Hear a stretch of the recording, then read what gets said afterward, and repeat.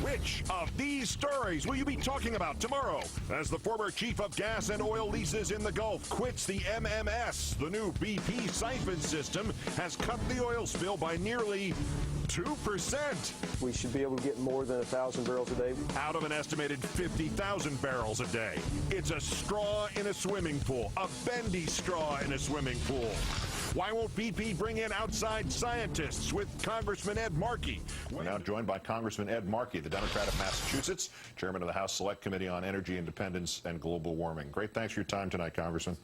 Thank you for having me. We asked BP on Friday whether they had the backup devices that are called acoustic switches on the 2 relief wells that they were putting into that site, and whether the blowout preventers on those rigs had been checked out by government regulators so the same thing didn't happen all over again. And the answer we got from BP was, we don't know.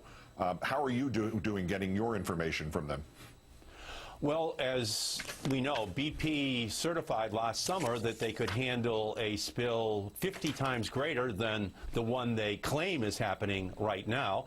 And so, in answer to your question, I think it's pretty clear they're making it up. When you talk about shooting golf balls down to clog up this hole, when you talk about nylons and hair to sop up the oil, it's pretty clear that they spent a lot of money on new drills, but they didn't spend a lot of money in dealing with what happens if those drills don't work. This issue of the dispersants, why is the EPA letting BP choose dispersants made by a company that they have a tie to, and obviously that presents at least the appearance of a conflict of interest, especially when the local officials are having their questions about the efficacy and the safety of the dispersant?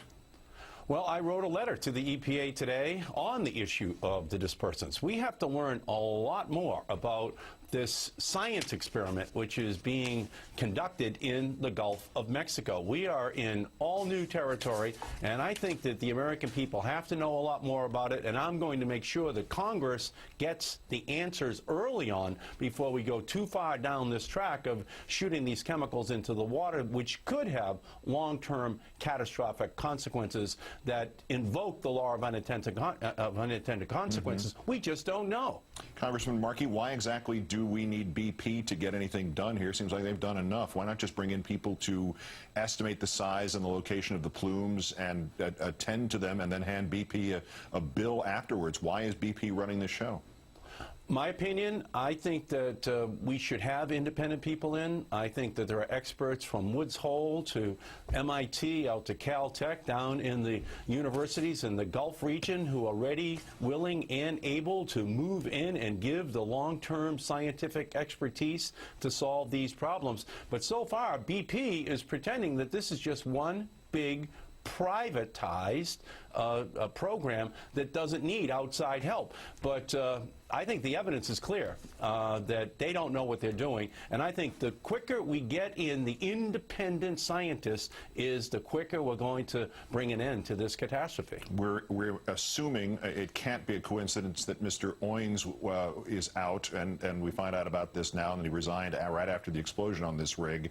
He'd been promoted after he told investigators he did not remember the oil companies telling, or themselves telling him about the $10 billion mistake, the taxpayer money that they got in addition to what they deserved.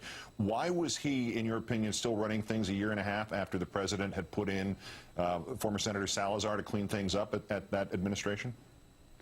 Well, a lot of the decisions, as you're pointing out, were made during the Bush administration or during the time that President Obama was putting his own people over there right up through last July. So unfortunately, we're still living with the consequences of decisions that were made by Bush appointees right up through the middle of last year when President Obama was finally able to put his own people in.